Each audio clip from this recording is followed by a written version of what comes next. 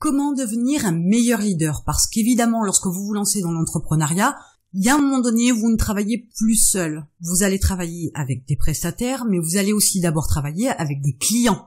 Donc il est évident qu'il vous faut adopter une bonne façon de procéder, une bonne façon de travailler, une bonne façon d'approcher vos clients et vos prestataires, de façon à être un meilleur leader, de façon à pouvoir mieux gérer vos équipes, de façon à mieux gérer aussi vos clients, éviter des incompréhensions, éviter des problèmes de communication, toujours pareil, avec vos clients comme avec vos prestataires, c'est exactement la même chose, même si les approches sont différentes, vous devez aussi adopter un mode de fonctionnement, un mode d'approche qui vous permettra d'être un meilleur leader pour pouvoir tout gérer et le mieux possible. Le but étant que, comme vous êtes un entrepreneur, que vous êtes le leader, vous êtes celui qui définit la ligne de conduite, vous êtes celui qui trace le chemin sur lequel vous embarquez vos prestataires comme vos clients.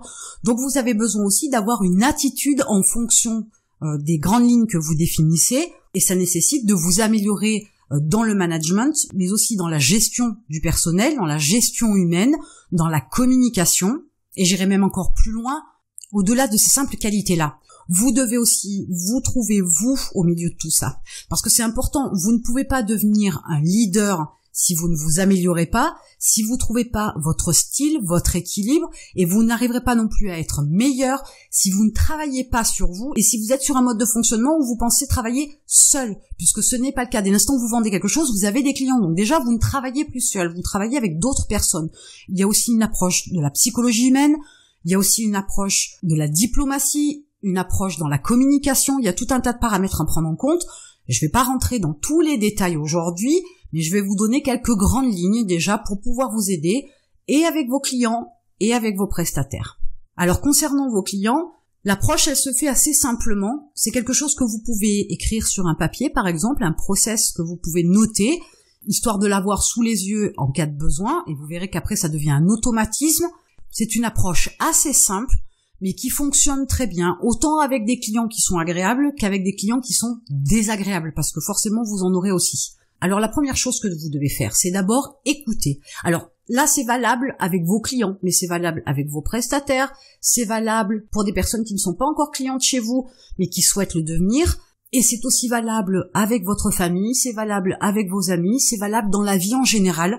L'écoute est une approche très intéressante. Le gros avantage de l'écoute, c'est que vous allez récupérer des informations. Celui qui écoute a forcément plus d'informations, plus d'armes pour pouvoir agir, plus de possibilités que n'en a celui qui parle.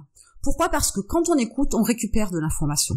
Quand on écoute, on peut aussi observer la personne qu'on a en face de soi. Et quand bien même vous ne les avez que par email ou par téléphone, il y a des tournures de phrases, il y a une façon d'écrire, il y a une façon de parler, il y a un langage utilisé qui peut se décoder et qui peut vous permettre d'avoir tout un tas d'informations sur la personne que vous avez en face de vous. Donc l'écoute est quelque chose de primordial. Donc la première des choses à faire avec un client, c'est écouter. Avant de dire quoi que ce soit, avant d'émettre une position, avant de valider ou d'invalider ou de quoi que ce soit d'autre, écoutez ce que le client a à vous dire. Il a un message à transmettre, c'est lui qui vient à vous, il a peut-être une doléance, il a peut-être une demande spécifique, il attend peut-être une attention particulière de votre part. Donc écoutez d'abord pour avoir toutes les informations, toutes les cartes en main pour pouvoir agir. La deuxième chose que vous devez faire derrière, c'est reformuler ce que veut votre client, la personne qui vous appelle ou qui vous écrit par mail. Reformuler l'information qu'elle vous a donnée de façon à être sûr, à être bien compris par votre client et que votre client a bien exprimé ce qu'il voulait de vous, ce qu'il attendait de vous et que vous ayez bien toutes les informations en main sur sa demande. Faire une reformulation pour avoir une précision, pour avoir quelque chose de clair, précis, net sur sa demande. Une fois que vous avez reformulé et que effectivement vous êtes sur la même longueur d'onde avec votre client, vous pouvez à ce moment-là faire deux choses différentes. Soit vous proposez une solution parce que ce qu'il vous demande, vous ne faites pas ou vous ne pouvez pas répondre à sa demande particulièrement. Mais dans ce cas-là, vous avez une solution différente, mais qui va apporter aussi certaines choses à votre client, qui va peut-être améliorer son confort de vie ou de fonctionnement ou d'utilisation de produits ou de services, peu importe. Donc vous pouvez proposer une solution qui n'est pas celle qui répond exactement à sa demande. Mais si vous n'avez pas, vous ne pouvez pas fournir quelque chose que vous n'avez pas. Mais vous pouvez aussi présenter plusieurs possibilités en fonction de la demande de votre client. Peut-être qu'il n'y a pas une solution, mais qu'il y en a plusieurs, et dans ce cas-là, vous allez pouvoir lui proposer pour lui laisser le choix. Mais attention, quand vous présentez vos solutions, il faut toujours présenter les avantages et les inconvénients sur toutes les solutions par rapport à la demande de votre client. Il faut qu'il soit bien conscient que par rapport aux solutions que vous proposez, là où les solutions, bien évidemment, il faut qu'il soit bien conscient des avantages et des inconvénients pour qu'il puisse choisir en toute connaissance de cause. Et dans cette approche-là, il y a une chose qui est importante, c'est que vous lui laissez la liberté de choisir une solution plutôt qu'une autre, ou de choisir votre solution ou pas du tout. Parce que s'il y a une demande auquel vous ne pouvez pas répondre, parce que c'est quand même des choses qui arrivent, quelquefois le client peut avoir une demande un petit peu extravagante, ou qui ne rentre pas dans les prestations que vous fournissez, ou les produits que vous fournissez, ou les services en général que vous fournissez. Donc vous pouvez peut-être ne pas répondre par la positive sur sa demande. Donc du coup, il va vous falloir trouver autre chose à lui proposer, parce que vous pouvez pas lui dire non, je ne fais pas, et en rester là.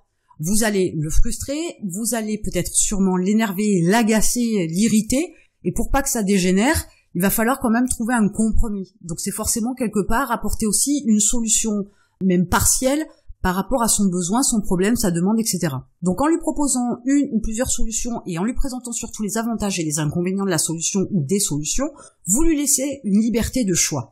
Il sera libre de prendre telle ou telle chose. Et dans ce cas-là, s'il prend quelque chose qui ne lui convient pas tout à fait, c'est son choix. Ce n'est plus votre responsabilité. Alors je ne dis pas qu'il ne faut pas être responsable du bien-être de ses clients, loin de là. Je dis juste qu'à un moment donné, votre client, quand il aura toutes les informations, il pourra faire un choix et c'est son choix, c'est pas le vôtre. Vous lui proposez des choses, vous lui proposez des solutions, il prend ou il ne prend pas, il en prend une ou plusieurs ou pas du tout, ce n'est pas de votre responsabilité. Vous avez tenté de répondre à sa demande. L'idéal forcément, c'est de répondre à sa demande et de trouver une solution en adéquation avec sa demande pour pouvoir répondre par la positive à son besoin. Mais si vous ne pouvez pas, vous lui laissez un choix. Et c'est sa liberté et ça devient sa responsabilité que de choisir une solution plutôt qu'une autre. Quand vous avez cette approche-là, vous êtes forcément un meilleur leader. Pourquoi ? Parce que en face, vous avez pris en considération d'abord les besoins de vos clients, le besoin de votre interlocuteur. Et ça fait de vous une meilleure personne parce que vous n'êtes pas égoïste. Vous cherchez à améliorer la situation de la personne qui est en face de vous parce que de toute façon c'est elle qui vient à vous pour vous demander quelque chose. Mais pour autant, vous n'êtes pas obligé de dire oui à tout, ni comme vous n'êtes pas obligé non plus de dire non à chaque demande, bien évidemment. Mais ça fait de vous un meilleur leader quand vous êtes à l'écoute, que vous êtes capable de comprendre votre client, que vous êtes capable de reformuler sa demande et de lui présenter une ou plusieurs solutions au choix et en lui détaillant les avantages et les inconvénients de chaque solution. Et ça, c'est important. Ça concernait donc l'approche avec vos clients. En ce qui concerne vos prestataires, la démarche est un peu différente parce que c'est vous qui avez des demandes spécifiques. Vous demandez quelque chose et vous payez en conséquence. Donc une fois que vos prestataires ont compris votre mode de fonctionnement, etc., et que vous avez l'intention de les garder sur du long terme, que ce ne sont pas des prestations en one shot, en une seule fois, donc comme ça va se répéter, il faut aussi mettre en place un mode de fonctionnement. Pour pouvoir avoir de meilleurs rapports et être un meilleur leader avec vos prestataires, vous devez expliquer pourquoi vous demandez certaines choses. Il est évident, par exemple, si vous demandez une plaquette en 4 pages pour votre société, vous allez lui indiquer des codes couleurs, vous allez lui indiquer des images, etc. Et vous allez lui expliquer pourquoi vous voulez ce document-là. Parce que forcément, si ce document, vous le voulez pour un salon spécifique, il n'y aura pas les mêmes informations que si vous les voulez pour une distribution toute l'année, par exemple. Mais il est aussi important de lui expliquer que ce flyer-là, même s'il est pour ce salon-là, par exemple, vous allez en utiliser des différents tout au long de l'année et qu'il va falloir qu'il crée ces documents-là toute l'année en fonction des salons, en fonction d'une liste que vous lui aurez fournie bien évidemment au préalable. Il faut lui fournir les outils pour pouvoir travailler correctement, mais que vous avez besoin, par exemple, qu'il se prenne en charge, qu'il s'organise, qu'il doit vous fournir chaque flyer, par exemple, 2 mois à l'avance par rapport à la date des salons, de façon à ce que vous puissiez les valider, les modifier, etc. Donc, expliquez les raisons des demandes que vous avez. C'est important. Plus votre prestataire vous comprendra et saura pourquoi vous faites les choses, et plus il sera capable de s'organiser en conséquence. Alors, je ne vais pas rentrer là non plus dans les prestataires qui ne sont pas organisés, qui ne sont pas autonomes, qui ne sont pas capables de prendre des décisions tout seuls, qui ne sont pas capables de se responsabiliser face à leurs clients. Ça, c'est une autre démarche. Je pars du principe que vous avez des prestataires qui sont à la hauteur, qui sont complètement autonomes, qui sont capables de s'organiser,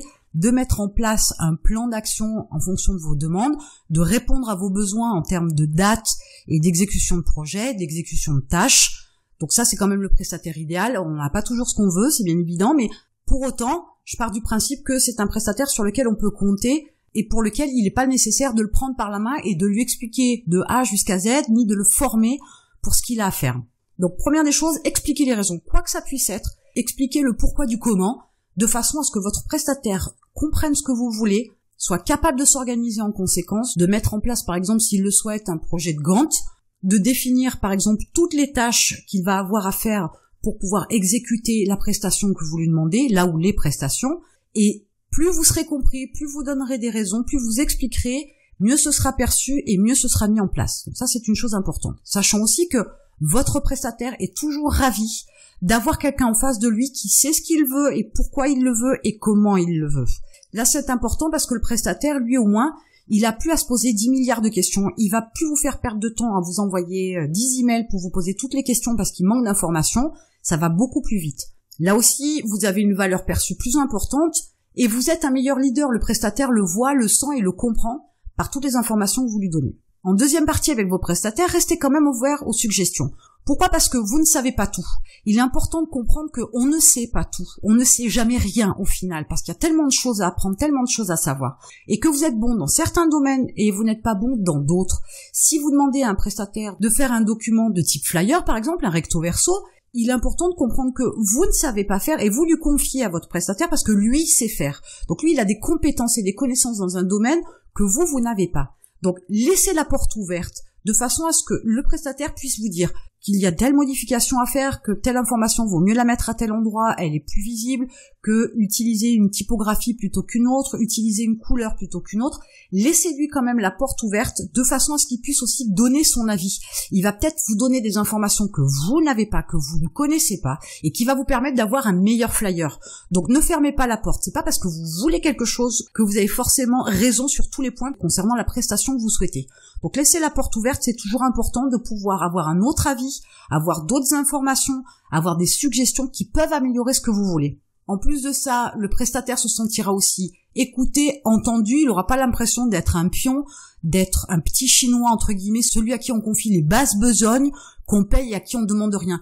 Il a aussi besoin de se sentir considéré et le fait de rester ouvert aux suggestions va lui permettre aussi de pouvoir s'exprimer et d'être mieux considéré. Du moins c'est le sentiment qu'il aura. Donc vous serez forcément un meilleur leader. Enfin, sur l'approche, dites-vous bien que vous avez avec vos prestataires une demande. Vous demandez par exemple un flyer, pour reprendre le même exemple. Il se peut que le flyer n'ait pas le retour que vous souhaitiez, que le flyer n'ait pas autant de succès que vous l'escomptiez. Ok, dans ce cas-là, c'est pas la responsabilité du prestataire, c'est votre responsabilité. Si vous décidez de faire tel type de flyer, même en restant ouvert aux suggestions de votre prestataire, même si le flyer ne fait pas d'effet, n'a pas les retours que vous attendiez concernant la distribution de ces flyers, ce n'est pas de la faute de votre prestataire, c'est la vôtre. Alors soit parce que le flyer est mal pensé, soit parce qu'il n'a pas été distribué aux bonnes personnes, au bon moment, ou tout simplement parce que c'était peut-être pas la bonne approche, la distribution du flyer. Donc vous devez aussi accepter la responsabilité de vos décisions, quoi qu'elles soient, que vos décisions soient bonnes ou mauvaises, et que les résultats soient bons ou mauvais, c'est vous qui avez décidé, c'est vous qui avez demandé quelque chose à un prestataire et c'est vous qui l'avez payé, c'est vous qui avez fait les choix, c'est vous qui à un moment donné avez dit oui, je valide, et oui, je paye. À ce moment-là, le résultat de la conversion que vous aurez pu avoir sur vos flyers, c'est votre responsabilité. Et ça, c'est important parce que le prestataire ne fait qu'exécuter ce que vous lui demandez. Même s'il donne son avis, même s'il vous fait des suggestions, même s'il vous donne des conseils, c'est quand même vous qui validez. Donc c'est votre responsabilité concernant le travail qui est effectué. Si cela ne vous convient pas, c'est peut-être parce que vous n'avez pas été clair, c'est peut-être parce que vous n'avez pas donné assez de détails, c'est peut-être parce que vous n'avez pas fait un suivi, c'est peut-être que vous avez instauré un mode de fonctionnement qui n'était pas le bon pour pouvoir avoir ce que vous voulez. Donc, quoi que vous fassiez, au final, c'est votre responsabilité. Et ça, faut le prendre en considération et il faut l'accepter en l'état parce que c'est ce qui fait de vous un meilleur leader. D'accepter d'avoir fait des bonnes choses, mais aussi accepter d'avoir fait des mauvais choix, d'avoir pris des mauvaises décisions. Donc là, il est vraiment important d'avoir cette approche-là, de faire même des excuses si vous vous êtes trompé ou si vous vous êtes emporté ou si vous avez été désagréable avec votre prestataire. Bien évidemment, ce n'est pas à faire, mais si jamais vous vous égarez sur ce chemin-là, soyez capable aussi de vous excuser et de reconnaître vos torts, d'accepter vos responsabilités concernant une démarche qui n'aurait pas été très saine, très humaine, très performante concernant vos prestataires. Et ça, c'est important de le faire. Mais au-delà de tout ça, il y a 3 points importants que vous pouvez garder en tête et qui peuvent vous servir dans de nombreuses situations. La première chose, c'est écouter. Comme je vous l'ai dit tout à l'heure, en écoutant, vous aurez un maximum d'informations, vous aurez un maximum de détails, vous aurez tout ce qu'il vous faut pour pouvoir avancer et de façon plus sereine, forcément en ayant plus d'informations. Quelqu'un qui est formé, informé, est capable de faire des meilleures choses que quelqu'un qui ne l'est pas. La deuxième chose, c'est comprendre. Quand on vous dit quelque chose, même si vous n'êtes pas d'accord, même si c'est à l'opposé de ce que vous pensez, essayez de comprendre, parce que comprendre ce que vous dit votre interlocuteur, c'est aussi comprendre la manière dont il réfléchit. Si vous êtes capable de comprendre la manière dont il fonctionne, dont il réfléchit, vous êtes capable d'avoir un discours qui va rentrer dans son mode de fonctionnement, qui va s'intégrer à son mode de réflexion, et dans ce cas-là, vous permettre aussi de mieux vous faire comprendre de l'autre côté. Donc c'est important de comprendre votre interlocuteur, qui qu'il puisse être, peu importe, ça n'a pas d'importance, mais le comprendre va forcément vous donner aussi des armes pour pouvoir vous faire comprendre, pour pouvoir transmettre de l'information, pour pouvoir donner des ordres, pour pouvoir imposer votre volonté. Ça, c'est important. Et enfin, le troisième point, c'est réfléchir. Pourquoi réfléchir? Parce que c'est bien beau d'écouter, d'avoir toutes les informations et de comprendre votre interlocuteur. Mais au-delà de ça, pour pouvoir arriver à ce que vous voulez, donc c'est-à-dire à être un meilleur leader, il vous faut réfléchir. Vous ne pouvez pas agir à la va-vite. Vous devez être réactif, parce que c'est comme ça qu'un leader avance, c'est comme ça qu'un entrepreneur se développe, mais vous devez aussi réfléchir. Tout ne se fait pas comme ça sur un claquement de doigts, sans réflexion, sans avoir peut-être quelquefois dormi dessus, mais tout ne se fait pas comme ça, à l'emporte-pièce, du tac au tac. Ce n'est pas possible. Il y a des choses qui méritent un peu de réflexion. Alors un peu de réflexion, c'est pas non plus 15 jours, ça peut être 1 heure, ça peut être 2 heures, ça peut être une journée, mais prenez le temps de réfléchir à certaines choses, surtout à ne pas réagir à chaud, parce que ça pourrait vous faire des choses que vous regretteriez par la suite, ce serait dommage. Donc pour être un meilleur leader, il faut aussi prendre le temps d'emmagasiner les informations, de comprendre le mode de fonctionnement et ensuite de pouvoir trouver une solution, une action, un plan, une stratégie à mettre en place, à demander et à positionner dans le planning et dans les actions vis-à-vis des personnes qui vous entourent, de façon à pouvoir être efficace et productif. Mais partez du principe de toute façon que quoi qu'il arrive, pour être un meilleur leader, il vous faut d'abord être construit en tant que personne. Ça, c'est une chose importante. Vous devez établir vos propres objectifs, apprendre à vous connaître, apprendre à vous maîtriser, à vous contrôler, à vous améliorer, à vous construire avec vos forces et décapiter vos faiblesses, ou du moins les diminuer, ou faire de façon à ce que ces faiblesses deviennent plus une force plutôt qu'un défaut, de façon à ce que vous puissiez mieux aussi gérer votre équipe. Parce que vous ne pouvez pas être un meilleur leader si vous n'êtes pas une meilleure personne. Et enfin, prenez en considération que si vous laissez l'opportunité à votre équipe ou vos clients de se responsabiliser sur des choix, sur l'organisation du travail, etc., à ce moment-là, ils pourraient vous surprendre. Parce que si vous les responsabilisez, forcément, ils vont se sentir plus grands, plus forts, plus autonomes, et ils vont vous en apporter davantage. Et c'est là où ça devient très intéressant, parce que quelquefois, vous pourriez trouver dans votre équipe ou dans vos clients des personnes extraordinaires qui pourraient vous fournir des choses extraordinaires, mais il faut leur en laisser l'occasion. Et c'est en les responsabilisant que vous allez pouvoir aussi leur permettre d'utiliser au maximum leurs connaissances, leurs compétences, leurs aptitudes, leurs forces, et vous apporter quelque chose que vous n'auriez peut-être pas cherché au prime abord, mais qui peut vous être intéressant à avoir en termes de connaissances, de compétences, de qualifications, de forces ou d'aptitudes dans votre équipe. Donc pensez à responsabiliser au maximum les personnes qui vous entourent, de façon à ce qu'ils puissent vous montrer de quoi ils sont capables. Maintenant, je vous laisse les choses en main pour être un meilleur leader, et je vous retrouve de l'autre côté.